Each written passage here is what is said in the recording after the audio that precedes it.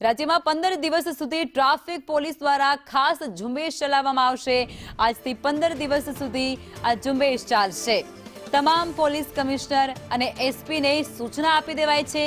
કામગીરીનો દૈનિક રિપોર્ટ વડી કચેરીને મોકલવાનો આદેશ પણ થઈ ચૂક્યો છે। વધતા જતા માર્ગ અકસ્માતને અંકુશમાં લેવા માટે આ નિર્ણય કરવામાં આવ્યો છે।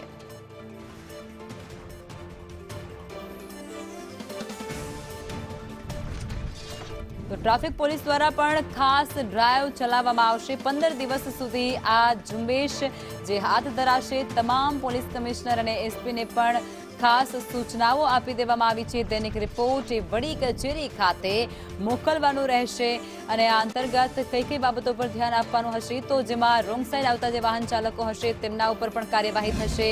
આ સાથે જ બ્લેક ફિલ્મ લગાવી હશે, બ્લેક કાળા કાચ પોતાની ગાડીમાં લગાવ્યા હશે તો તેના પર પણ કાર્યવાહી થશે।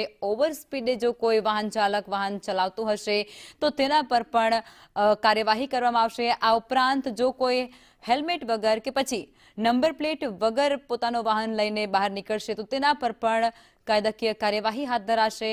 અને જે આ ટ્રાફિક ડ્રાઈવ યોજવામાં આવી છે તેનો મુખ્ય ઉદ્દેશ્ય એ છે કે રાજ્યમાં અવારનવાર અકસ્માતોના જે બનાવો છે, જે સિલસિલો છે તે નથી અટકી રહ્યો અને જેમાં ખૂબ વધારો થયો છે, જેને લઈ આ ડ્રાઈવનું આયોજન છે।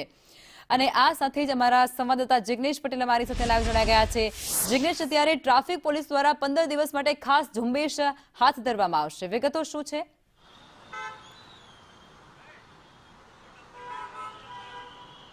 લખમાં અમદાવાદ સહિત રાજ્યભરની અંદર 15 દિવસની છે તે ટ્રાફિક ડ્રાઈવ યોજવામાં આવી છે પોલીસ દ્વારા। ખાસ કરીને જે રાજ્ય પોલીસ વડા દ્વારા જે આદેશ કરવામાં આવ્યો હતો તે આદેશને લઈને આ કામગીરી છે તે જોવા મળી રહી છે।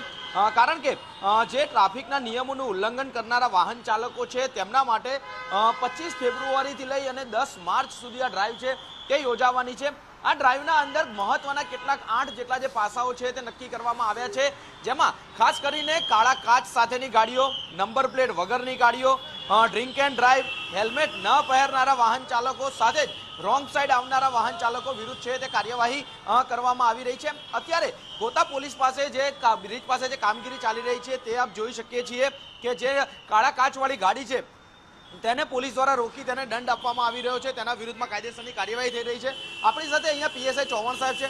ચૌહાણ સાહેબ, 10 તારીખ સુધીની ડ્રાઈવ 15 દિવસ માટેની કયા કયા નિયમો હેઠળ તોડનારા લોકોને કાર્યવાહી કરવામાં આવશે? શું કાર્યવાહી 15 દિવસ દરમિયાન?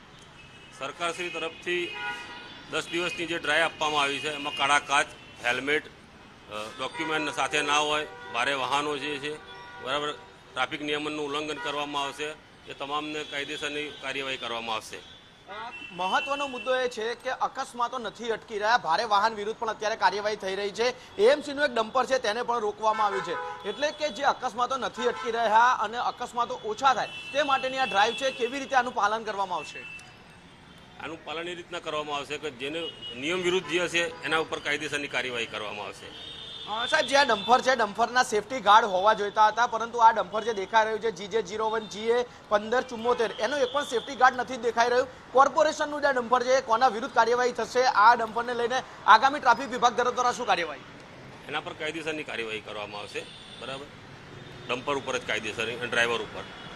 સ્વાભાવિક છે કે લખમાં જો આ વિઝ્યુઅલ બતાવવાનો પ્રયત્ન કરું તો જે ડમ્પર છે તે ડમ્પરના ફરતે કોઈ પણ વાહન સીધું તેના નીચે ન ઘૂસી જાય ટુ વ્હીલર ચાલક માટે તેની બોડીની ફરતે, એટલે કે જે આ બોડી છે તેના નીચે સેફટી ગાર્ડ હોવું જરૂરી હતું, એટલે કે આ બોડીથી 1.5 ફૂટ નીચે એક સેફટી ગાર્ડ હોવું જોઈએ। સાથે જ જે તેની ડીઝલ ટેન્ક આવેલી છે તે ડીઝલ ટેન્કની નીચે પણ અહીંયા એક સેફટી ગાર્ડ હોવું જરૂરી હતું, જેથી કરીને કોઈ પણ અજાણ્યું વાહન સીધું ટેન્કર સાથે ટચ ના થાય અને તેને લઈને કોઈ અકસ્માત ન થાય। પરંતુ આ જે ડમ્પર છે તેના વિરુદ્ધમાં જે નિયમો છે તેના ઉલ્લંઘન બદલ અને તેના ડ્રાઈવર વિરુદ્ધ છે તે ટ્રાફિક પોલીસ દ્વારા અત્યારે કાર્યવાહી કરવામાં આવી રહી છે। મહત્વનું છે કે આ સરકારી એટલે કે કોર્પોરેશન દ્વારા વપરાતું જે ડમ્પર છે તેના વિરુદ્ધમાં કાર્યવાહી થઈ રહી છે GJ01 GA 1574, એટલે કે આવા જે વાહન ચાલકો છે કે જે સરકારી વાહન લઈને ફરતા હોય તેમ છતાં તેઓ નિયમોનું પાલન નથી કરતા અને તેના વિરુદ્ધ પણ આ જે કાયદાનો કોયડો છે તે વિંજાયો છે। જી બિલકુલ, જિગ્નેશ આપ જોડાયા તે બદલ આપનો આભાર।